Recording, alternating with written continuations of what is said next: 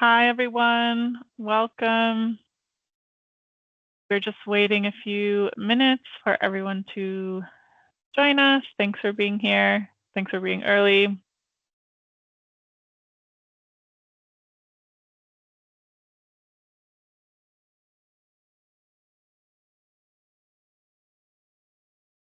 I see people joining in. Thanks for being here. We will give everyone a couple more minutes to join. Still need a water or tea before the webinar, feel free.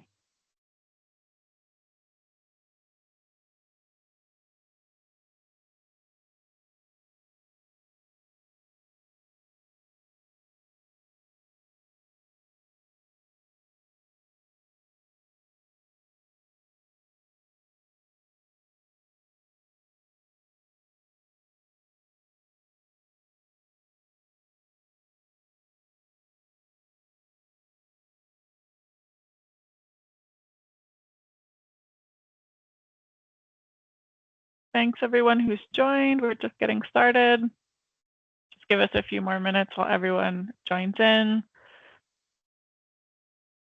Thanks for your patience.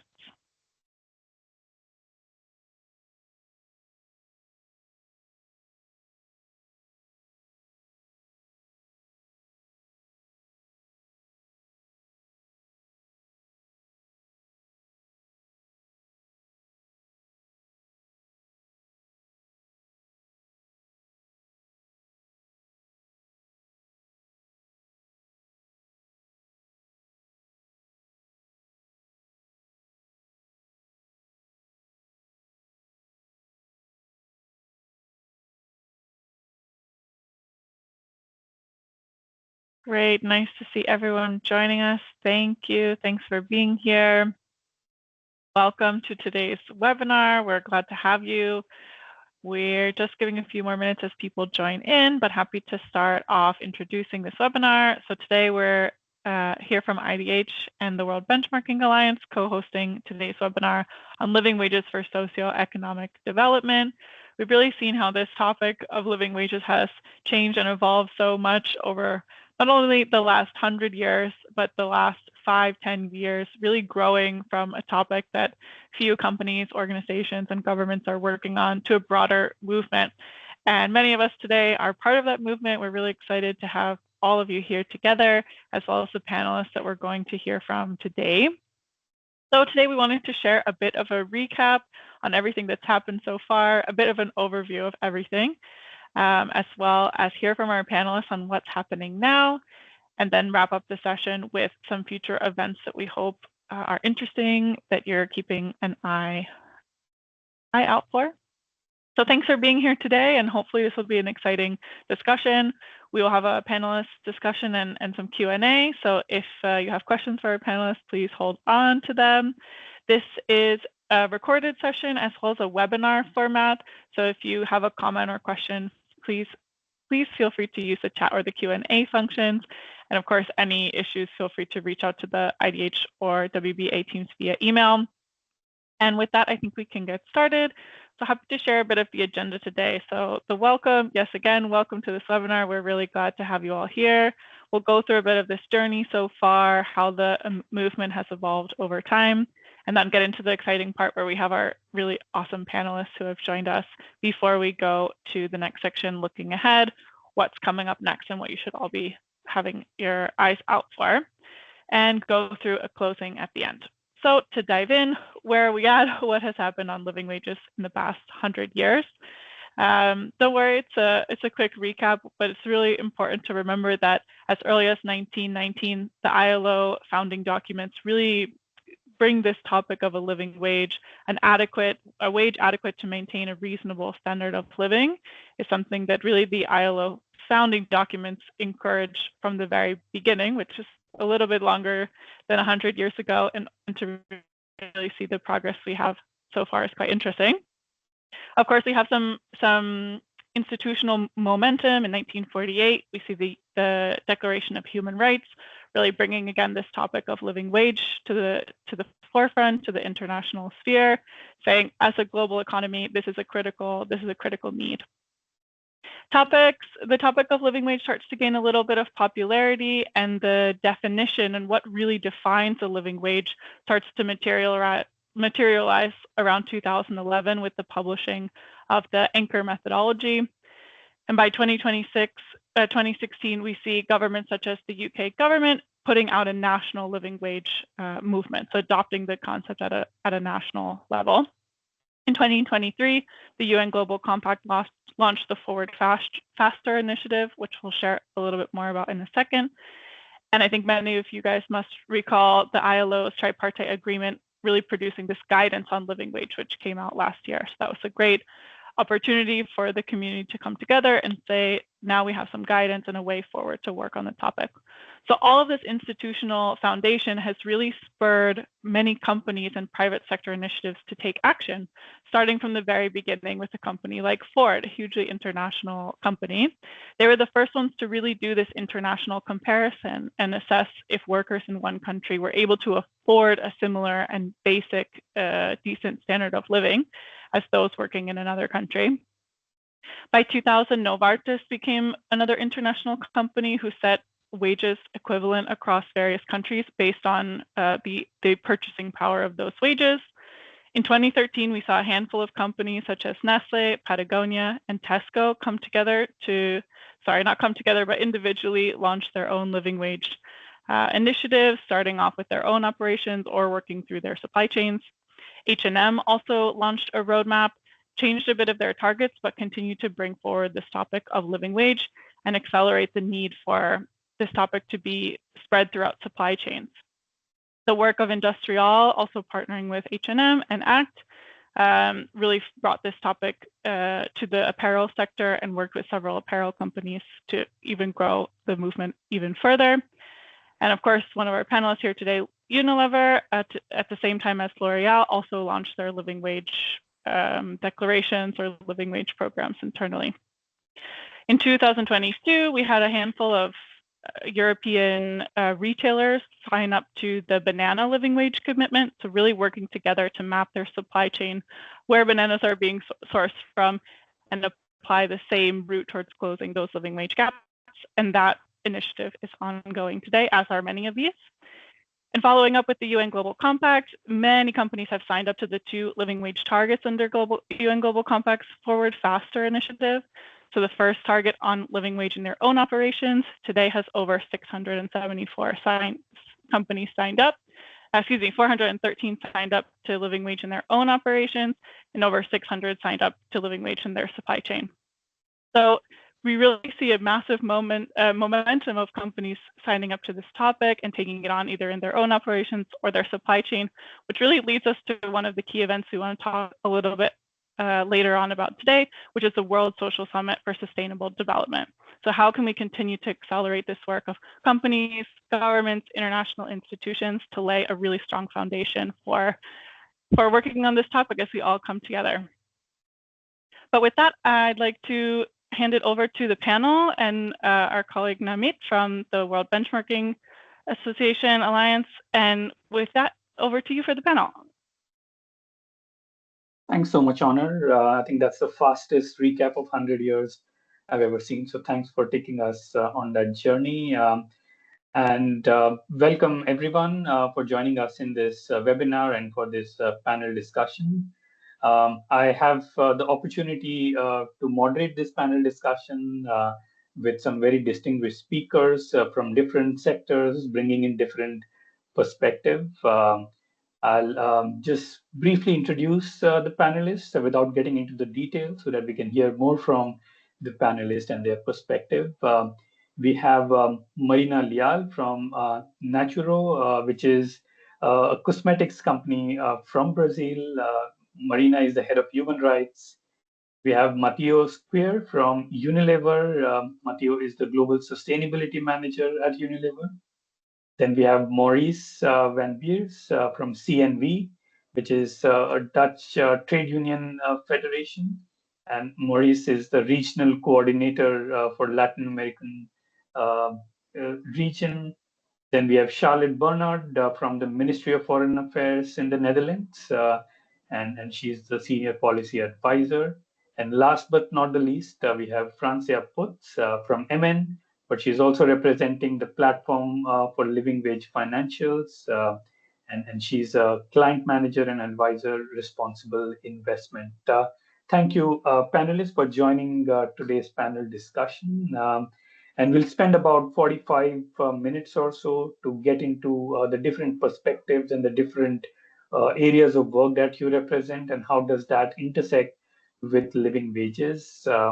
And what I would like to focus on is the momentum that Honor presented. So how is that momentum shifting, behind living wages? And how do you basically see the importance of collaboration across different sectors, across different stakeholder groups? To start with the discussion, and if I can start with you, Marina, and from a company from Brazil, how do you look at the issue of living wages, and if you can share with us what has Naturo done on living wage, what have you learned from your engagement on this topic, and why do you think more companies should be doing more on living wages as an issue? So if you can help us share some perspective from your work. Sure. Hi, everyone. I'm Marina. I'm responsible for human rights at Natura. As Nami said, is a Brazilian-based cosmetic company with global presence, especially on Latin America. So I might start there, Namit, why this is important and what's our journey on this. I always say that Natura had a very unorthodox journey to living wage and living income because we started this at about 10 years ago studying it because we created what we called IPNL, Integrated Profit and Loss, where we can see our impact in natural, human, and social capital. So when we put everything under the same rule, we saw that the biggest materiality we have that impacts society was living income, higher than carbon, higher than biodiversity, higher than anything. And we do have a huge program on biodiversity. So, but the biggest one was living income and living wage. Natura, it's a door-to-door sales, so it's a direct sales company. So we do have over 8 million resellers. So this was the material topic to work on. So when we saw this, then we started to actually understanding what living wage and living income was, and this was the material. So it was a no-brainer that we had to tackle this, starting with employees and so on. And why I think this is important, honestly, especially being in Latin America, which is the highest country, the continent with the highest inequality. So living income and living wage does ring a bell when, okay, this is an issue, this is a global issue, but when it comes to Latin America, this is a very continent issue. This is a very tangible issue to all the countries we work in. So that's why I think it's important. That's why I think collaboration is key, because it's not only one company or two companies working on this, because this needs to be public policy. This needs to be a collaboration between multiple partners and multiple states and so on. So that's why I think it's pretty important. And from Natura's side, we started this because I always say it's always for the morality, but it was for the materiality of this. So this is how we showed that this was important. And it's not only about doing the right thing, but this is important. Inequality does have risk opportunities, and it does come with higher dependency for companies. So understanding what inequality is and how we actually address this, we started this with living wage and living income. So that was a very non-orthodox way to start living income and living wage. And we've been there for the last 10 years, studying it for employees, for consultants, for Amazon, and for people in the Amazon and so on. So it was a very unorthodox, but I think it was a very good way to start bringing in the numbers and bringing the materiality of it. Wonderful. So morality and materiality, that's a very good tagline. So thanks for sharing that. And if you could also go a bit deeper on, what have you learned from this, and what will be your message for other companies? And there are many companies listening to this webinar today. Why should they take on this topic more? I think the first thing that I learned is that it is material, sometimes with social related issues, they might seem not material because they are not maybe not numeric as carbon or other ESG topics. So living wage is very material, it's very number wise, and you can see the correlation very easily. So paying living wage, you could actually see the correlation on reducing inequality and so on. So this is something we learned. It's easy to explain how living wage and living income is important, especially when you are in a developing country. It's inequality and poverty. It's very tangible to companies that work this. So first thing that I learned, I thought it was gonna be such a hard road. It is a hard road, but it's less hard than it seems to. Second is I learned not to just grab to the numbers. The numbers are good. You have good references to buy from, but this is not the important thing. The important thing is actually the journey to paying in this, to understanding how your purchases work, how your relation to your labor work. So the journey is really important. The numbers will change, they will fluctuate a little bit, but you do have to learn this.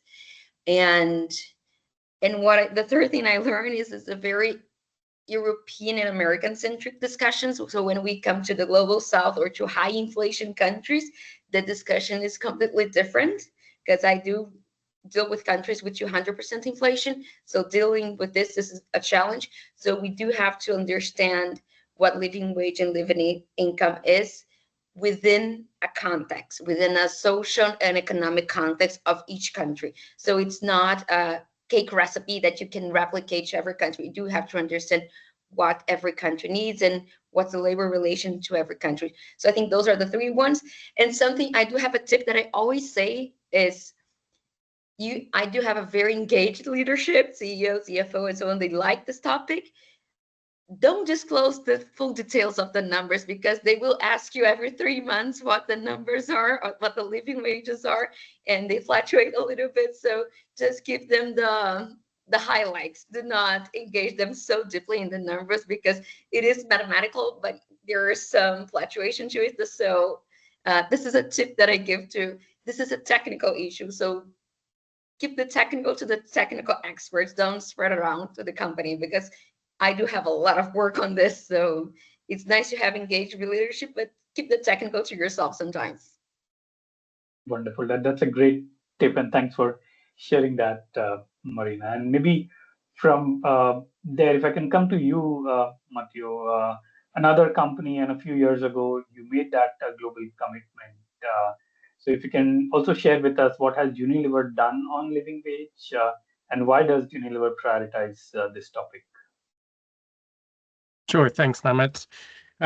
So we started around 2014, actually, where we started with a commitment for our own employees. This had actually followed a study we had done with Oxfam, one of our NGO partners, looking at the working conditions of workers in our factories, which was done in Vietnam.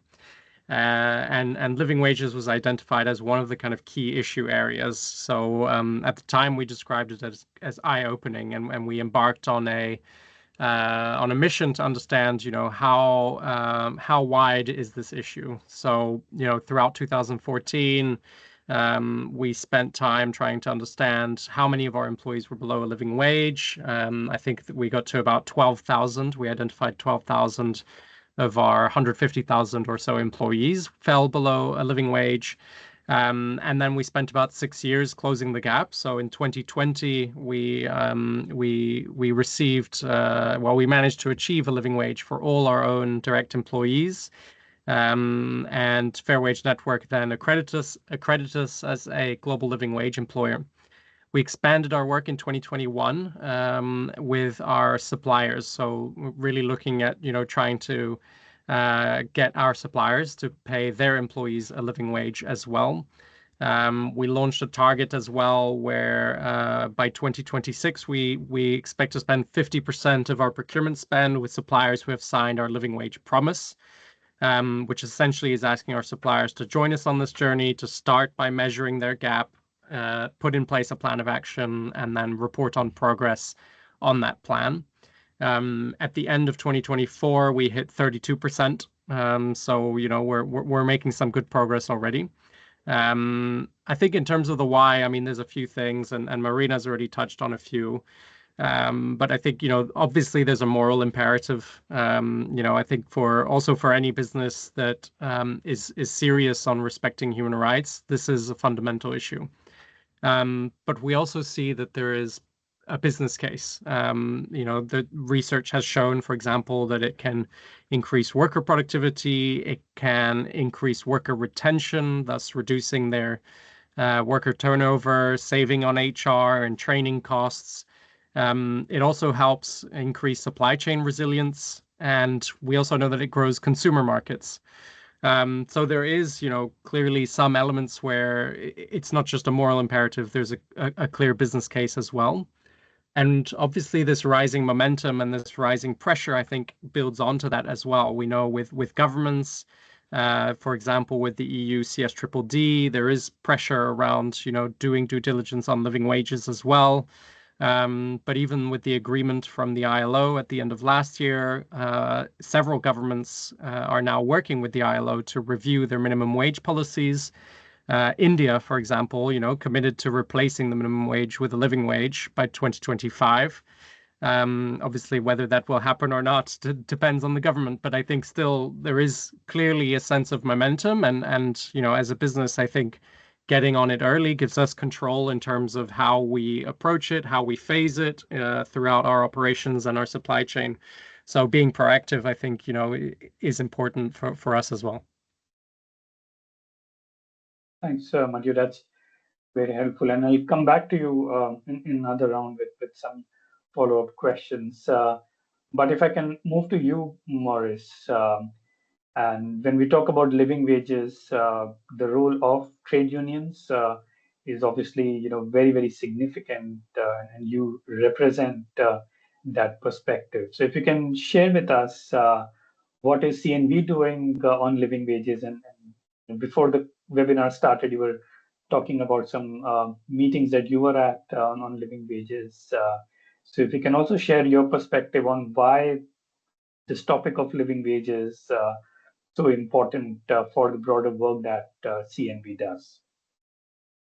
Okay, thank you very much, Namit. And well, I'm a trade unionist, and for trade unions, salaries, wages are a crucial part of decent work. So for us, the issue of wages has also always been like in the core of our work. And before, I think what we are doing, because there are different perspectives, and our approach, what it is doing is like helping to get the union side to feed in towards this global discussion on a practical level, because that's what we are doing. We're very focused on impact. So what Matteo, for example, was saying on the business case, I completely agree. There's a perfect business case to make on why you should work on living wages, making your supply chains more resilient, transparent, etc., etc. But it's also necessary to really get towards impact and implementation to get unions involved. So within our Fair Impact program, which is dedicated on work in the global supply chains like agri-food, textile, and transition minerals, we focus in the agricultural sector, supply chain, and textile on living wages. And we go from boardroom to break room. So we really connect the two sides of the supply chain. And as a union organization, we work directly with unions upstream. And what we have seen, for example, in sugarcane, but also in palm oil, is that some of the root causes of not paying a living wage has to do with outsourcing, anti-union measures, informality, piece rates, and also for causing, for example, extreme working hours and deteriorated occupational health and safety issues, and a lack of decent living circumstances. So living wages are not a luxury, it's a really basic need that we have to put in place. And minimum wages don't cover the basic needs of workers. That's also something what we see. And the lack of freedom of association is, for example, key in these root causes of not having a living wage. what the living wage discussion has been doing, and with it also the different methodologies on benchmarking, like the anchors, for example, is to facilitate an evidence or more evidence-based social dialogue, which is important. But it's also important that social dialogue is at the core of reaching a living wage. So that's also something important of the ILO guidelines, that social dialogue is there and is a cornerstone of the whole approach. So we have been piloting, with support of RDH, for example, a new approach which includes recollecting data on wages and living circumstances in the agri-food supply chain, which I was talking about. Like, for example, the sugarcane supply chain, with what we call the Fair Work Monitor, which is a participatory workers' voice tool for and by workers. And this year we also include palm oil. We also do supply chain mappings and root cause analysis to really understand the why of the lack of living wages in a specific sector. Like Marina was mentioning, you have to be very specific. Circumstances in countries are different. You have to take them in account. Some important conclusion that we draw from our first data is that there's a really big difference between field and seasonal workers, for example, in the same sector, in the same supply chain. But also within every group, there are major differences. For example, the bottom 25% of a group of workers is really different, their circumstances, than the top 25%. And having a living wage really provides better indicators for food security, housing, and also health services. So it's very important to see this connection, like proved by real live data from upstream from the supply chain. These conclusions are taken in account in our approach towards collective action plans, which include sectoral or collective bargaining or sectoral collective bargaining agreements, and are building a roadmap with companies downstream in the supply chain.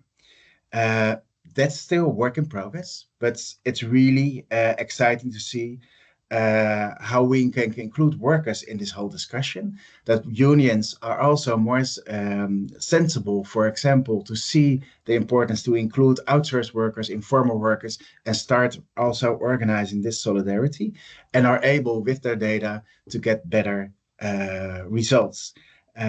Building this coalition, collective action plans together with, for example, other stakeholders, based on collective bargaining agreements, we think that might be a next step, which is very promising. Being collective bargaining agreements also a perfect tool of like monitoring the results, the progress, and the implementation, and also to be sure that really implementation and higher wages are getting towards those workers you want to reach.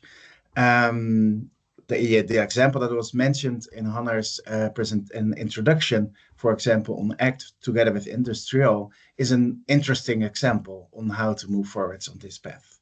So maybe that's, Namit, as a first overview of what we are doing and why it's so important for us. Thanks, Maurice. And also thanks for emphasizing that living wages is not a luxury, but the basic where we should be having this conversation.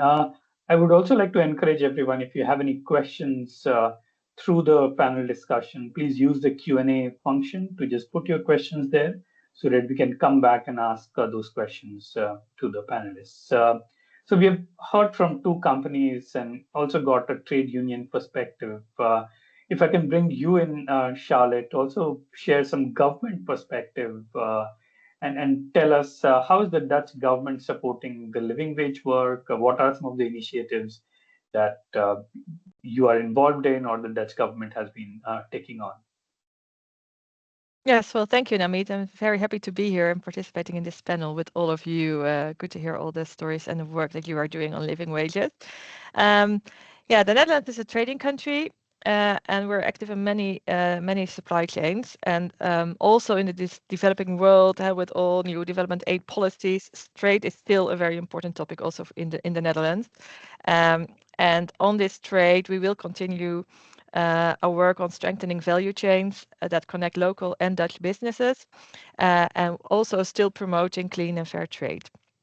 And that also means that in low and middle income countries, together with our partners, we will help businesses and governments to meet the standards that arise from European regulations on responsible business conduct. So we're still committed to work on sustainable supply chains, and looking at that.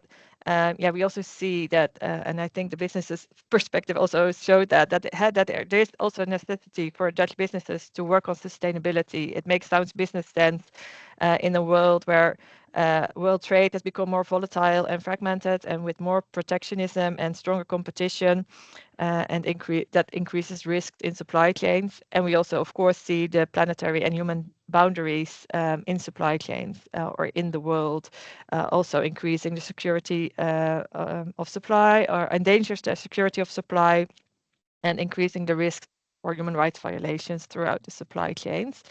So that's why we still are also committed to work on living wage and living income, because we see that as a centerpiece and an essential stepping stone to tackle human rights risks like child labor, forced labor, but also deforestation or bad working conditions and poverty. But it can also boost sustainable production and trade and economic growth. The Netherlands has an active history in supporting the development and implementation of living wage and income, and we will continue that also in the coming years. And maybe to mention a few things that we do, I just focus on two things for now. The Netherlands is one of the signatories of the Joint Declaration on Living Wage and Income, together with Germany, Belgium, and Luxembourg. And in this declaration, the 4 countries have committed to place living wage and income on the international agenda and to support activities that contribute to implement living wage and living income. And one of the achievements of this joint declaration of the 4 countries is the inclusion of a reference to living wage and living income in the EU Corporate Sustainability Due Diligence Directives, the CSDDD. And another thing that we're doing is the Netherlands finances various activities of our strategic partners, like IDH, just mentioned already, Solidaridad, Fair Food, also the trade unions like CNV and the Fairware Foundation, for example. And we support activities that support businesses in production countries in partnership with Dutch companies to increase awareness, knowledge, capacity, and concrete activities to implement living wage and living income. And maybe to highlight one of the things, for example, what IDH is doing, they're an important partner for us on this topic because they have a lot of knowledge and expertise and experience on living wage and living income. And with the development of their living wage and living income roadmaps, they've developed a tool that is very useful for companies to work on the implementation of living wage and living income in the supply chains, but it's also interesting for production countries and for companies in producing countries. So maybe leave it for this for now and come back to you with more examples later. Thanks, Charlotte, for also giving us a preview of the different initiatives that the government is involved in, and also trying to highlight the role that government can play in pushing the agenda on living wages, which is so important. Last but not least, if I can come to you, Fransje, to also bring in the financial perspective. And I think it's really important to look at how capital can drive some of this agenda. And you wear multiple hats, with your role at MN, but also as someone representing the platform for living wage financials. So if you can, from both of those perspectives, also share what are you doing on the living wages, so that we can also get the financial side perspective. Yeah, thank you so much.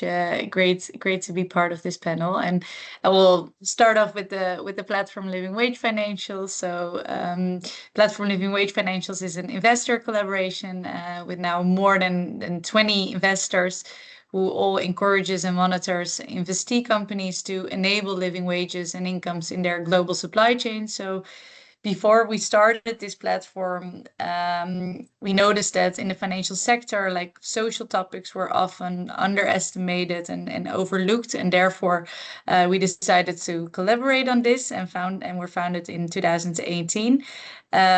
Within this collaboration, we perform yearly assessments of more than 30 garment and footwear companies and over 20 food producing and food retail companies based on our own methodology.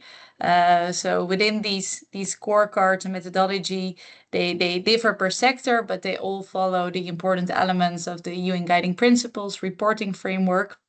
And in these scorecards, we rank companies on their policies, time-bound commitments, on collective bargaining and freedom of association, but also to what extent the companies are engaging with multi-stakeholder initiatives and worker representatives, to what extent they measure progress, what grievances and remedy mechanisms they have in place, and also, of course, on how transparent they are on all these topics. The exact scorecards can be found on our website, livingwage.nl. But besides performing the yearly assessments, we also engage with these companies on the topic of living wages and living income. In these engagement calls, we of course question investee companies on the elements of our scorecards where they are still falling short. But we also try to discuss important recent developments. So, for example, when a new minimum wage is proposed in a production country, to what extent investee companies use their leverage in these negotiations. I think another important element of the platform is the collaboration with other stakeholders. So we have so-called friends of the platform, who are all important stakeholders we work together with on the topic of living wages. So, for example, Fairware, IDH, Wage Indicator, Shift. And we also very recently joined the Global Coalition for Social Justice.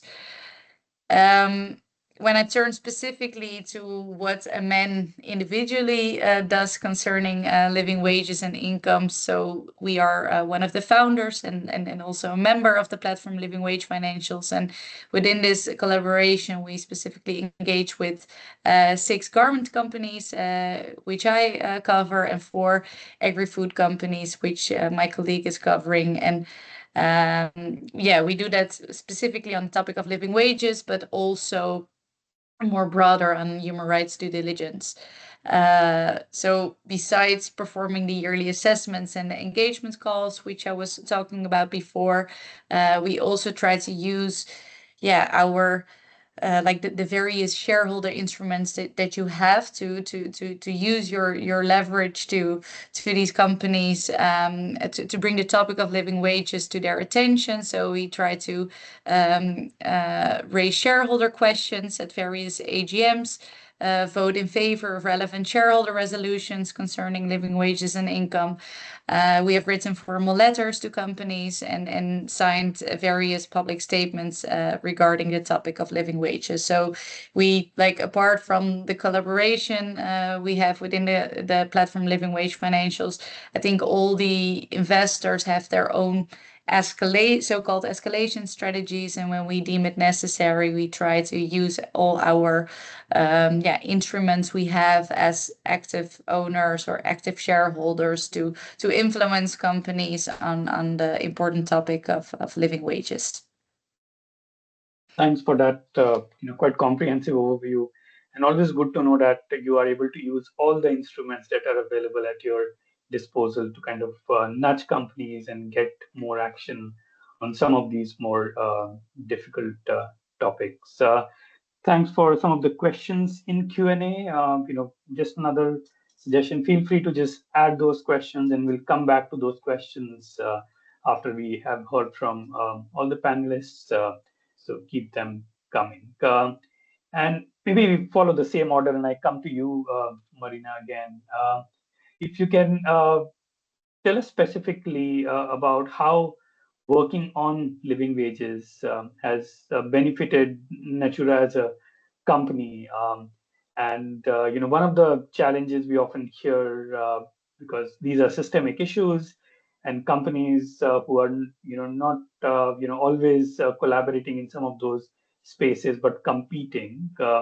So how does having more companies working on living wages help make human rights and decent work agendas pre-competitive. So yeah, from your perspective, how does that look? I think to answer this, I will have to reference Maurice, who just said it, because I think we have to understand the living wage and living income does lie on, this is not a luxury, this is a basic right.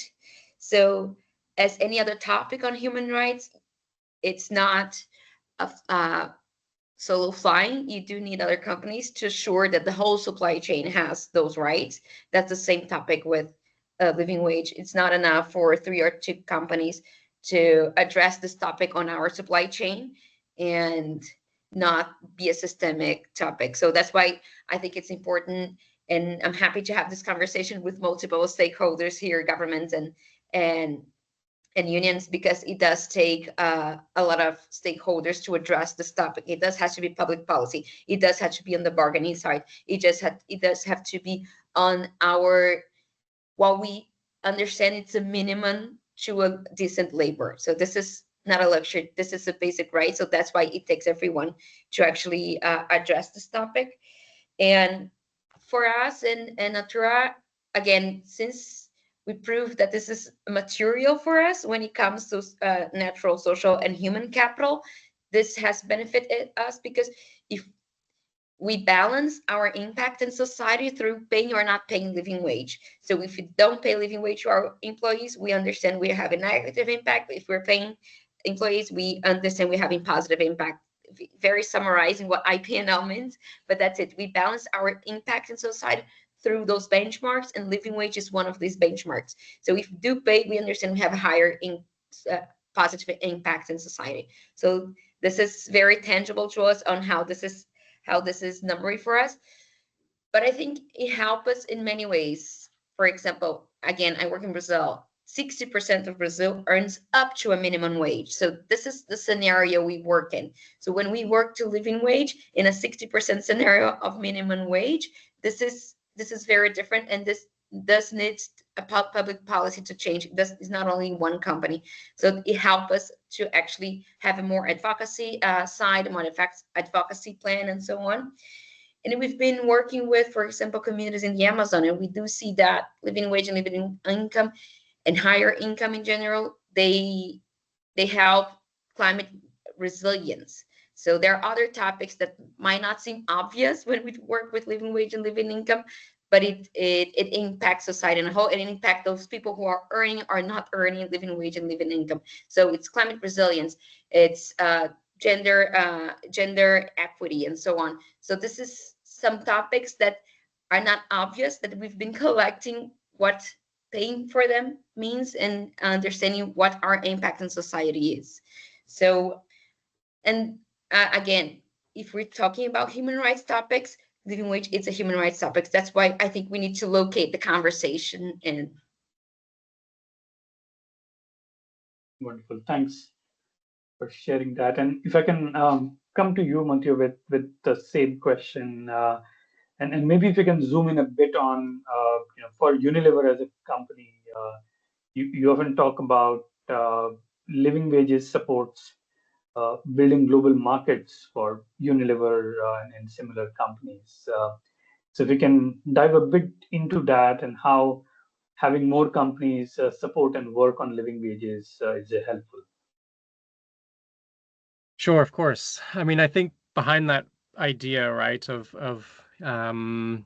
getting to a point where we have living wages, which supports global markets, I think there's a few ideas behind that. One is that if we were to close living wage gaps globally, this would, benefit the global economy by $4.5 trillion every year through increased productivity and spending. And I think, part of that principle and the principle behind living wage as well is that Unilever, but also all businesses, can only thrive if the societies we operate in thrive as well.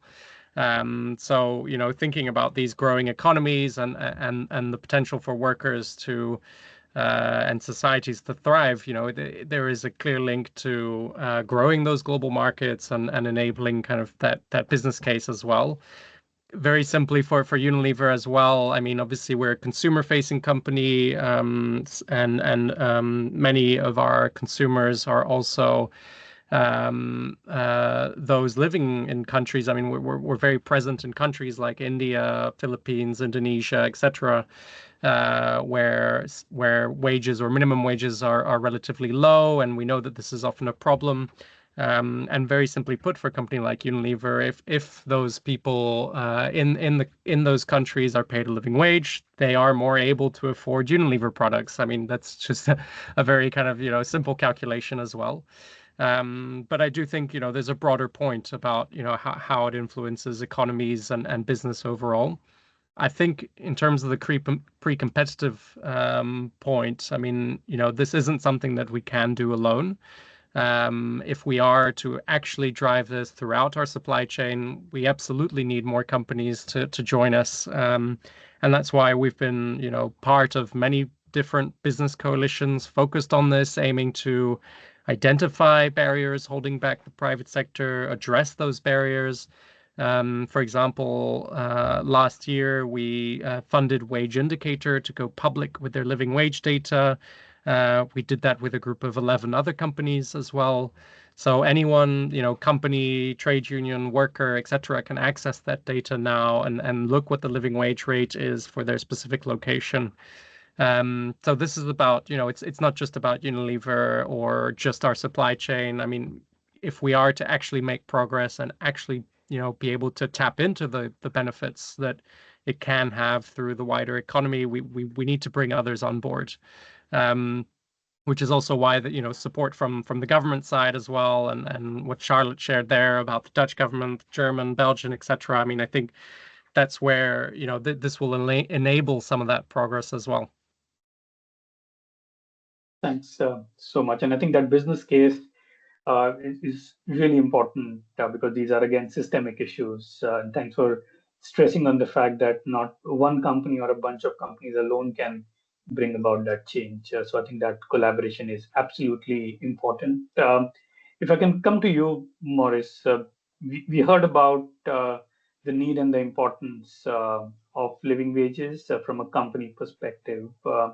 So if you can share with us how having living wage as a reality in supply chains across geographies help the work that you and other trade unions and worker representative organizations do. So what will be the specific advantage of having living wages more concrete?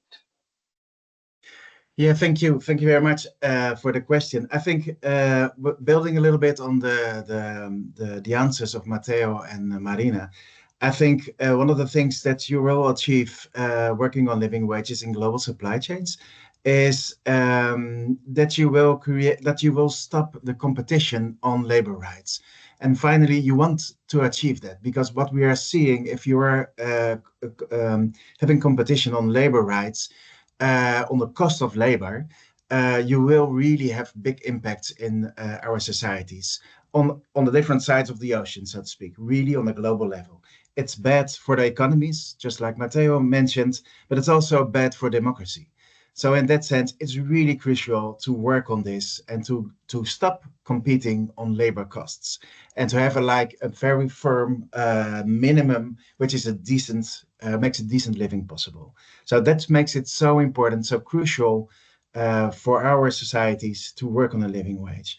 Then I would like to raise one subject, because Matteo, you were mentioning the business initiatives are important to get this done, but it's important as well to work together with workers. And I know that you also are in favor of this, but I also do think that it's not yet sufficiently explored how collective bargaining agreements, and we are working on in the pilot that I was mentioning, to establish sectoral bargaining agreements in the different countries. The benefits of those sectoral bargaining agreements is that they are producing or can make sure there's a level playing field for other companies, the producing companies in those countries. Because for them it's difficult to say, okay, as a company, I'm going to raise wages, while the other ones are not doing this because it's a very uncertain market, etc., etc. So starting to organize your collective bargaining agreements on a sectoral level causes a level playing field, which is very important business-wise. But also it covers all those informal outsourced workers, which are normally not falling under a CBA. In a lot of countries, CBA coverage is not like very, very big. So if you really want to solve this, you have to be able to cover all those different workers which are, for example, working on piece rates or have an outsourced contract or not even that. So that's the other one if you want to really move towards a solution. And then we think, and it's still work in progress, but we think it's very important that if you make a collective action plan, because like Matteo was mentioning, the pre-competitive collaboration you need also, for example, needs that you are agreeing on, okay, how to move forwards, what's our goals and indicators, and how can we help each other in the supply chain, so to speak. And for example, having a collective bargaining agreement at the center of your collective action plan also makes it possible to really have local participants at the table, workers, and also to monitor really the impact, because CBAs are being monitored on their impact and on their implementation, etc., etc. So it gives a good cornerstone of your collective action plan. And of course, this is not like set in stone. We are still developing, but we think it's an important part of the puzzle to really to move forward. And we're very eager also to discuss this and to be able to start building those kinds of collaborations with CBAs at the center, based also on data collected by the workers themselves. Thank you. Thanks, Maurice, and thanks for emphasizing the significance of collective bargaining agreements, but also talking about stopping competition on labor rights and creating a level playing field, which is a good segue to what I'm going to ask you, Charlotte, with the work that your government is doing. How can that benefit other governments, and how can it lay the foundation for creating a level playing field to what Maurice just spoke about? Yes, well, thank you. And I think that a lot has been said already by the others as well about what is important. But yeah, what I said for the Netherlands, as a trading country, it's very important to work on living wage and living income and supply chains. But I think there's more also for other governments, things that have already been said. Hey, it can boost economic growth, it can reduce poverty, but it can also contribute to the achievement of the Sustainable Development Goals and to achieving social justice. So I think there are many reasons why also for governments it's very interesting to look at living wage and living income. And the Netherlands is also supporting the work of other governments in this. And that's how we work. Actually, we collaborate with the ILO and support the ILO to do the work on this. Because we believe that the ILO, with its tripartite structure, so workers there, employers there, is the competent international organization to lead the work on living wages. And well, what did we do? Last year, I participated as the Dutch government's expert and as the government group spokesperson in the ILO tripartite expert meeting on wage setting, including living wages. And the conclusions of this expert meeting are, as we believe, a milestone in the work on living wages, as they contain an international agreed definition on living wage, but also it contains criteria on how to estimate the living wage and a decent standard of living, and it explains how to implement the living wage through national wage setting. And these conclusions were adopted last year by the ILO. I think others already mentioned this also. But this also shows that there is broad support for living wages because it was adopted by employers, workers, and all governments within the ILO. But the ILO is also having, of course, is doing more and has a lot of experience and knowledge on wages, wage setting, and living wages. And that's why the Netherlands is also funding a project called the ILO Setting Adequate Wages Program, which gives technical assistance to governments, social partners, and national wage setting institutions in 4 countries. The countries are Costa Rica, Cote d'Ivoire, Vietnam, and India. And it supports all these for these groups in the implementation of living wage and national wage setting policies. So hopefully it will lead to a minimum wage that's at a living wage level. We are not there yet, but it's at least part of that, but also working on a better social dialogue or working towards collective bargaining agreements. So it shows that there is interest. These 4 countries have interest, but we also hear from the ILO that there are more and more governments requesting for technical assistance on living wages. And I think that's very important because what is already mentioned, if we have all countries implement a living wage or a minimum wage at a living wage level, that will create a level playing field for these countries. And it will also create a level playing field for companies. And we should avoid that there is competition on wages. But it will be best if there's no competition on wages and that there is a good livelihood for workers and that has positive impact on all the things that have been said already, I think. So I think it's very important also for governments to work on living wages. Thanks so much, Charlotte. And if I can come to you, Fransje, and we heard about the billions that can be saved at a macro level if living wages are implemented.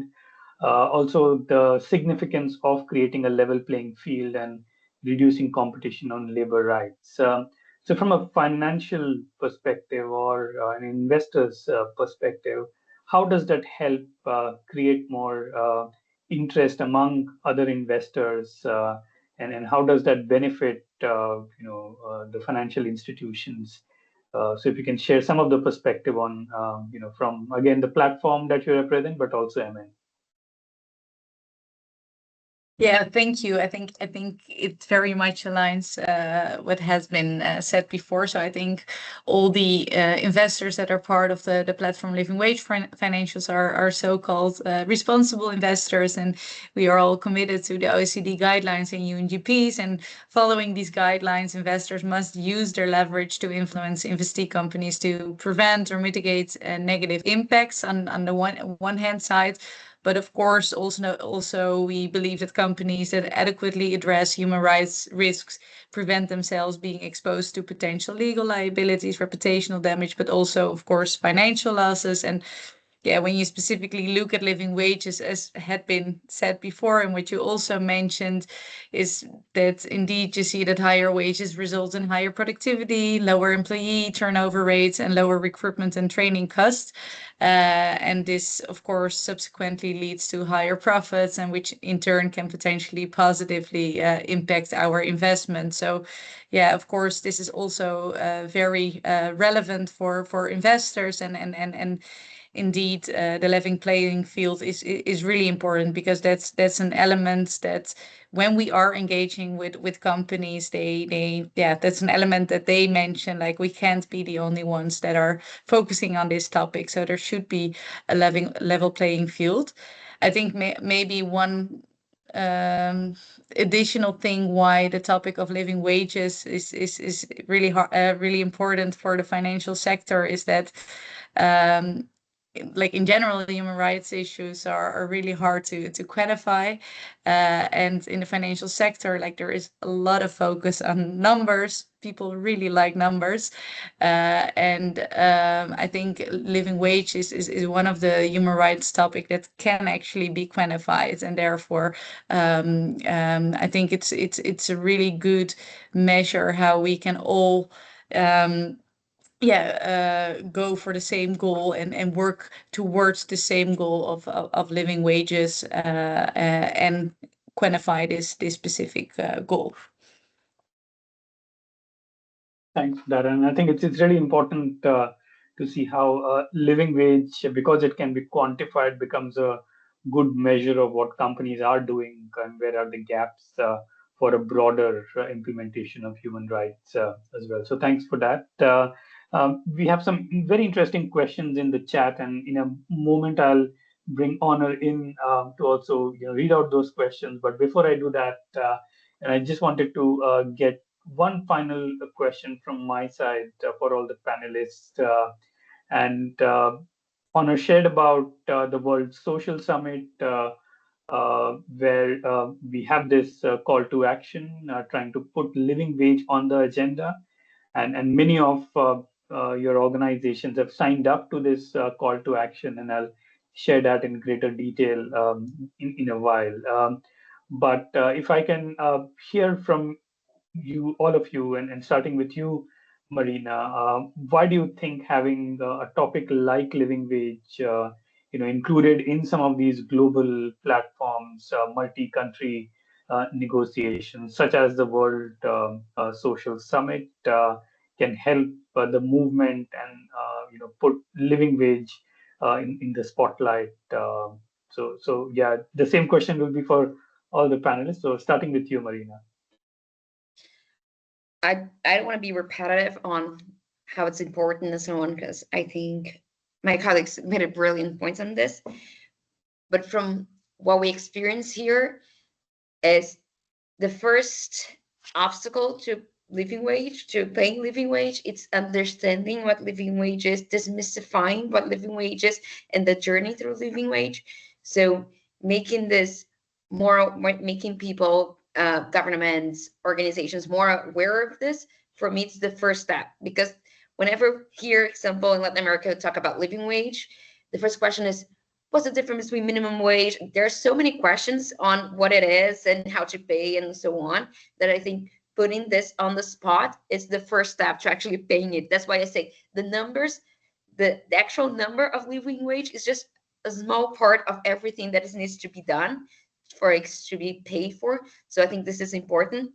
And because the impact would be great, of course, I think the point people here made was very important, that living wage does reduce inequality, that impacts democracy, that impacts political unrest, that impacts human rights violations, and so on. So putting it on the spotlight is the first step to actually achieving all of this and creating what I love is the collective plan for this. So the collective plan starts with the collective knowledge and understanding what living wage and living income is. Amazing. So collective knowledge to collective plan. Matteo, what's your take on that? Why do we need to raise this to the global agenda? Yeah, I mean, I think Marina's point's very valid. Awareness, absolutely critical, because this is relatively, I mean, I know there's been 100 years or so, as we heard, but let's say the definition from the ILO or the agreement only came last year, right? So there is still a need to build awareness on what it is and how we get there. So I think that's the first point. The second point is, having it in the World Social Summit and having it on the global agenda, will make progress easier. It will mean that governments can now have a bit more of a mandate to, address the issue maybe more head on than has been in the past. It can be less dependent on maybe 1 or 2 or 6 or 7 progressive governments, but be much more something that is taken on at a global level. We know that, we've spoken a little bit about risks of competitive disadvantage from a company perspective. The same is true for governments, right? So if only one government invests in raising the minimum wage, they fear that the jobs in that country may move to another country in the region. So I think if we have living wages, as part of the global agenda linked to social development, we show, and it has been shown, what kinds of effects it can have across the SDGs and other areas. I think it's absolutely critical in order to kind of accelerate that progress on the issue. Thanks. I'm also looking at the time, and I want to leave enough time for the question. So maybe in one sentence, Maurice, why do you think this is important for the global agenda? In one sentence. I'm a trade unionist. I'm used to give speeches of half an hour at least. But okay, maybe a one couple sentence. of sentences then. I think the most important thing is, if we want to maintain our global trading system and have support of populations in the different countries for this, we need to really have collective action to make this living wage happening. Because if not, we get a lot of resistance against global trade. So that's one. That's a political one maybe, but I think it's important. And the other thing is that having the ILO now also moving forward, Charlotte also mentioned this. This is really important to make steps all together, because it's a difference if the private sector or unions are talking about it separately, or that also the ILO is moving forward, and that really makes necessary that there is a global movement behind it to push it forward. There are three sentences, I think. I'm sorry. Thank you for that. Charlotte, a sentence or a couple of sentences from you? Yeah, I'm not sure if I can do it in one sentence, but I'll try to mention the main important things. I think a lot has been said, so I think we all agree that it is important to put it on the international agenda.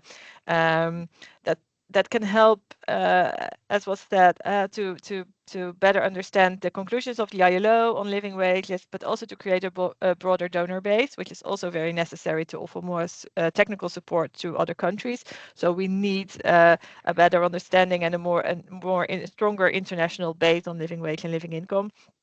And a harmonized understanding of living wage and living income among policymakers is also crucial for the implementation of sustainability legislation, like, for example, the EU CEST, but there's more legislation on due diligence and responsible business conduct. There should be more clearance and more guidance on what living wage and living income is, and it's very helpful if there is a strong base for that. So I think there are just many reasons for that, and it's also very good that there is this coalition and that this meeting today to talk about that. We, as the Netherlands, we push for this. We use our diplomatic channels to get living wage and living income mentioned in the political declaration for the World Social Summit, but it is a difficult discussion, so it's good to have a broader support for that. Thanks, Charlotte, and thanks for continuing to push for inclusion of living wages in the political declaration. Fransje? Yeah, a lot has been said. I think when the topic is globally aligned and various stakeholders are all working towards the same goal, the likelihood of faster change increases. And that's also something that we have seen in the past on climate-related issues. And I think also what we have seen in the conversations that we had with companies is that some of the companies also kind of use the excuse of not having a unified standard to not address the topic. So hopefully when there is like a global standard, then they can't use this excuse anymore, and we can also use our leverage as investors better to move towards living wages. Wonderful. And Honor, if I can bring you in now, I see there are lots of interesting questions in the Q&A. So if you can choose some of the nice questions and bring them forward to us. Yeah, thank you, and thanks everyone for your great answers on our panel. I think starting with a really clear one for you, Maurice, how do we connect the boardroom with workers and producers, right? So what are the participatory methods? What is the infrastructure that CNV or other unions are working to put in place to have these discussions around living wage, but really connect the boardroom with workers? Yeah, thanks for that direct question. What we do is we have a methodology which is called the Fair Work Monitor, which is a workers' voice tool. So, but the difference between other workers' voice tools is that it's focused on working with unions. So it's data recollected by unions. It's participatory. It means that the workers are also analyzing the data after they're on the first results, for example. And we have specified the surveys together with the anchors. So it's really like focused on wages and living circumstances. So the first step is sitting down with the people of the boardroom, so to speak, to really make analysis and a mapping, for example, if necessary, of the supply chain.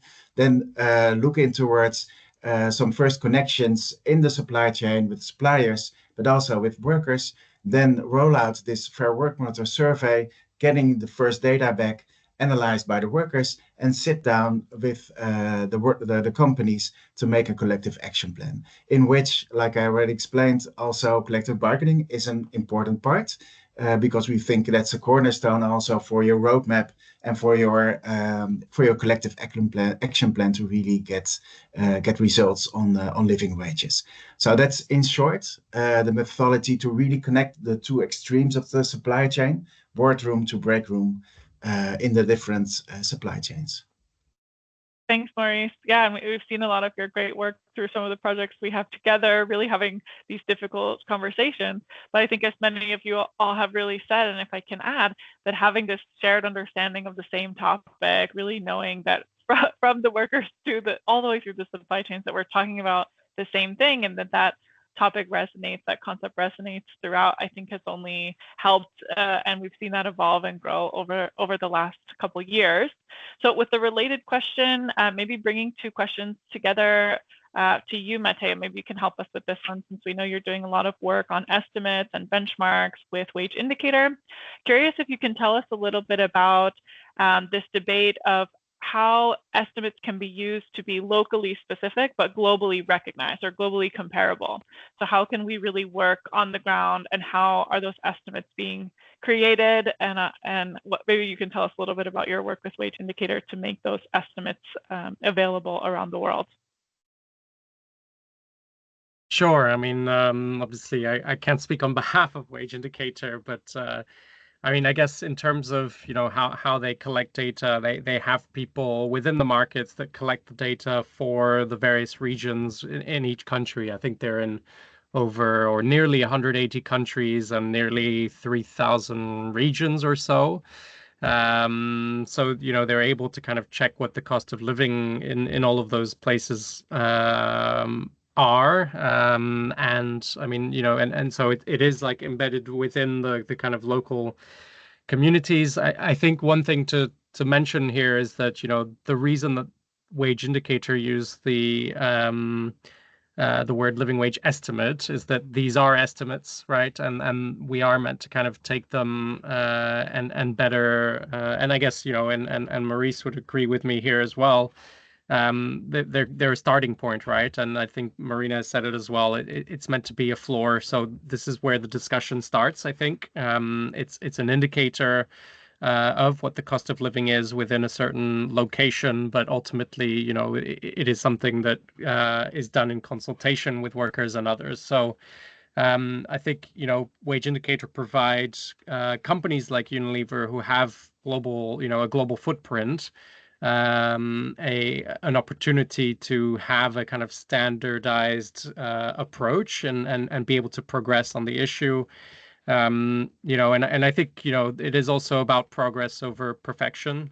So these numbers will never be perfect, but as long as, you know, we are progressing, I think that is a win. And obviously with IDH playing a central role in, you know, I guess assessing which methodologies, which benchmark providers are credible by having this kind of criteria, looking at, you know, which ones kind of suit the criteria, is really important for businesses like us as well, because I mean, then we can you know, we can promote those with our suppliers as well, as to say, well, you know, look at IDH's recognized benchmarks. Thanks. Great. And yeah, I think just to reiterate what you mentioned, that these benchmarks, these estimates are really created from on the ground data. So the question about, you know, how do we get that data on the ground and make sure it's representative of whatever country we're working in? It's really important to use data that represents where we're coming from. So it's in a way a global concept, or maybe a global north concept and a definition, but all the data that's being used to calculate that cost of decency is going through local data providers, in many cases local statistics offices as well. So I think also when we're checking out estimates or benchmarks, really important to keep that in mind, that the data is really coming from the region that you're hoping to use it in. But yeah, thanks also for the great work that you guys are doing, making those estimates available. A question for you, let's see, I think Marina. So the discussion on living wage has really been going on for a long time, but what can you tell us about using objective metrics to close living wage gaps, or really make sure that these gaps are getting reduced through the supply chain partners or own operations? Sure. I like the Matteo's sentence, it's progress over perfection. So it's important to have the number, and that, again, it is an estimate, and you know that an estimate and so on. But in order to get there, sometimes the the gap's too high. So we do put for our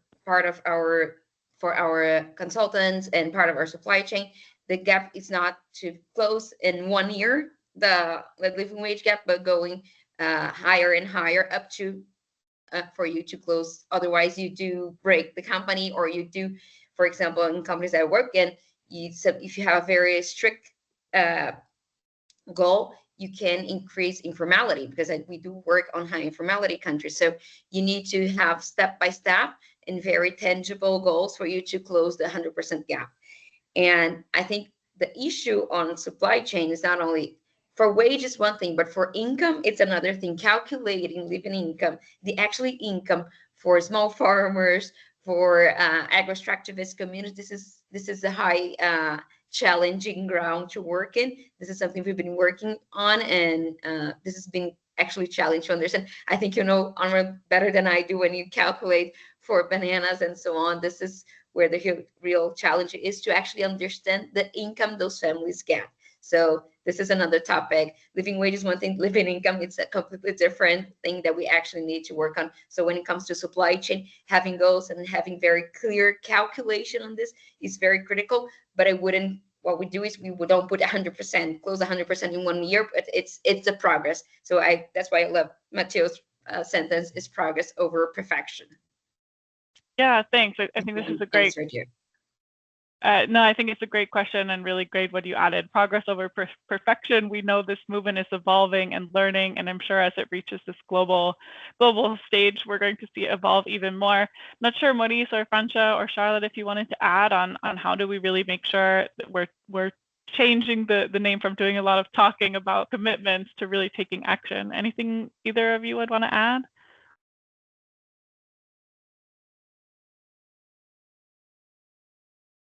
Charlotte, maybe you have some experience, or Maurice, your hand is up. Go over to you. Charlotte, if you want to go first, please. No, you go ahead. I'll go after you. That's fine. Okay. Well, I think it might sound like very simple, but I think let's go to work. And I think in various supply chains there already are initiatives. Already also IDH is involved in those supply chains. For example, the community on living wage is not so big. We know each other. So I think really to make collective action plans for those different supply chains moving forward, working together with the ILO, for example, that's an important way forward, I think. And getting away from the methodology discussion on data, for example, but really focus on, okay, we know there's a gap. We have to have a step-by-step approach. We need all the stakeholders. We need unions. We have to train them, for example, from my side. But let's make a collective action plan for the supply chain, for example, and maybe start small with some piloting in some regions of the world. But that's, I think, is the most important thing that we have to do at this moment. Yeah, maybe I don't know if I have to add more to what Maurice is already saying and what the others were saying. I think there is a lot of information. There's a lot of practices. There are a lot of best practices also available, which can be used. And there should definitely be it should definitely be tried and just work on it. I think we've done a lot of talking, and of course it's very important to have a good definition, but there's now a good definition for living wages. For living income, it's a bit different, although in the basis the decent standard of living, that's still clear, but on living income more work needs to be done to also have a clear definition on that and an international accepted definition on that. But I think there is a lot of information available. We're also working more on to get this information available at several at one data hub or something. I think IDH is offering a lot, but we're also looking more in the Netherlands, but also on European level, if we can get all this information together, so it's easier to find all these examples.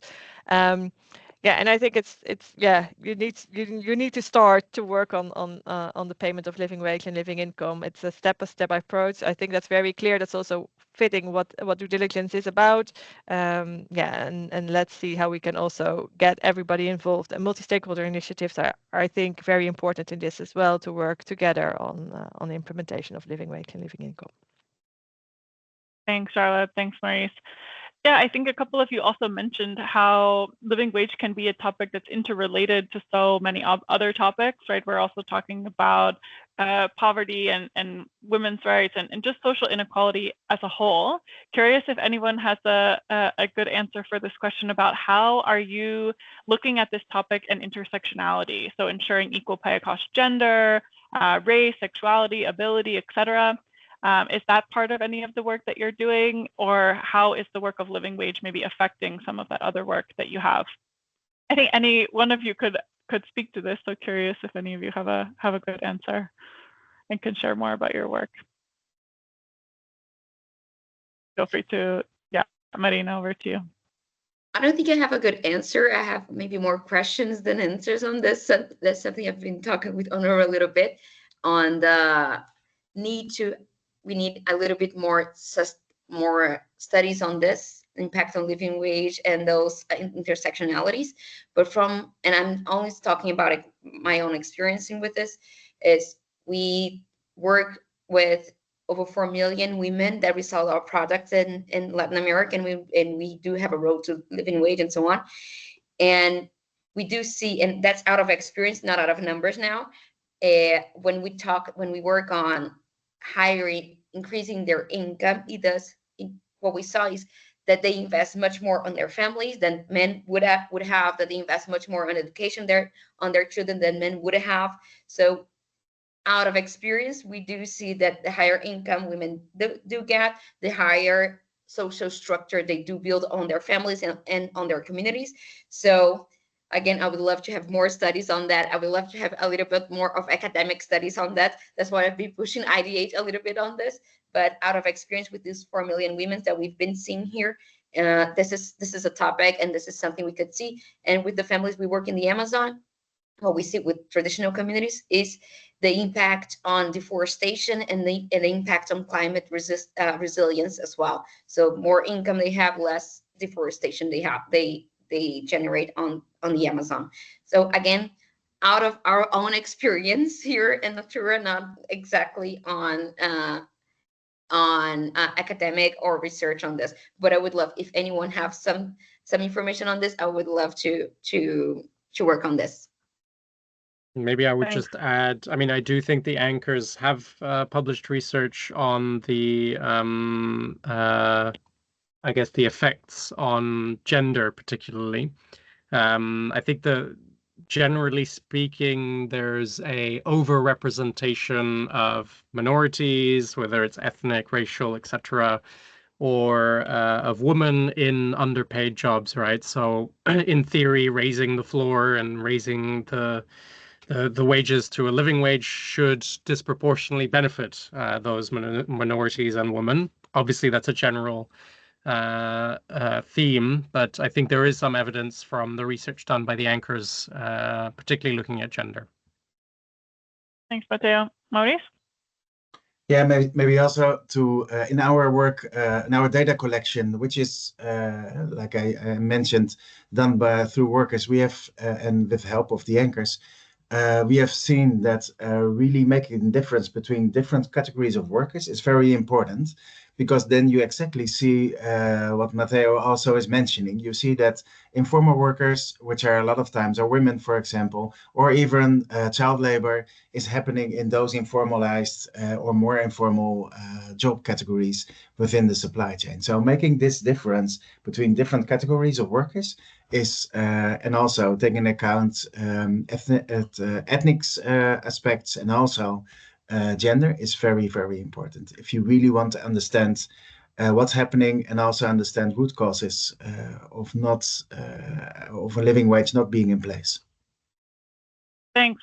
Yeah, thank you all. I think you all have so much rich experience in seeing how this topic plays out in your different avenues of work. So thanks so much for sharing with all of us. And that was our last question. And thank you all for submitting so many great questions. We picked the ones we thought would be great for our speakers to answer. To wrap up, I think I'll hand it back over to Namit to share a bit more on next steps, so you all can stay informed and stay tuned about what's coming next. Thanks, Honor. And I think, it's always great to have this combination of excellent and very knowledgeable panelists and speakers, but also equally knowledgeable audience. And the quality of the questions that came in really demonstrates that. So thanks everyone for those questions and the amazing answers. We, like Honor initially mentioned, we are working on this call to action to prioritize living wages at the second World Social Summit for Social Development, so that we put a spotlight at this global platform. And I wanted to take this opportunity to just give a quick overview of what the call to actions are, and how can you get involved. If you scan this QR code, or I think my colleague had put a link in the chat as well. So if your organization wants to join this call to action and help us prioritize this issue and have it included in the political declaration, I think that will be really valuable. Like I think our panelists said, having collective action and a lot of stakeholders behind the need for having living wages as an important measure of how companies are contributing to addressing inequality in the SDGs is quite important. If you can go to the next slide to just give you a sense of who are the signatories so far. We have companies, financial institutions, international NGOs, business platforms, standard setting organizations. I think we need all types of stakeholders to come forward and support this call to action, so that more and more governments, more and more stakeholders can understand the significance of living wages, and it doesn't stay in this small community, but it becomes much more mainstream as a topic that we want to see externally. So inviting all of you to join us in this call to action and raise this issue so that we get it included in the political declaration. I'll share more details in the next slide about the social summit. This will happen in November in Qatar, but the political declaration will be finalized months before that. So right now is the time when some of the negotiations are happening. So if you can use all possible instruments to influence member states and other organizations to really support and strengthen this ask of having living wage in the agenda. And then with IDH, WBCST, and the World Benchmarking Alliance, we are also planning to organize a side event at the Social Summit, working together with many of our private sector partners, governments, ILO, and other stakeholders. So if you're interested in attending or collaborating with us for this side event, feel free to reach out to Honor or myself, and we'll be happy to work with you. Just wanted to also flag that if you're planning to attend the Social Summit in November, and if you're not already accredited or an EcoSoc organization, the last date to get accreditation is June 13th. So you can go to the World Social Summit site and get yourself or your organization accredited. And we would definitely like to see many of you attending the summit, but also our side event. We'll be sharing more details in due course. So yeah, thanks everyone for taking the time out and joining the webinar today. Thanks to the panelists for also preparing and being here and sharing your perspective and responding to those questions. So thanks from IDH and WBA for everyone spending time with us. Honor, do you want to have some last words? No, thanks everyone for being here. Really great to have you all, and thanks so much to our panelists for sharing and answering these great questions from the audience. Take care, everyone. Thank you very much.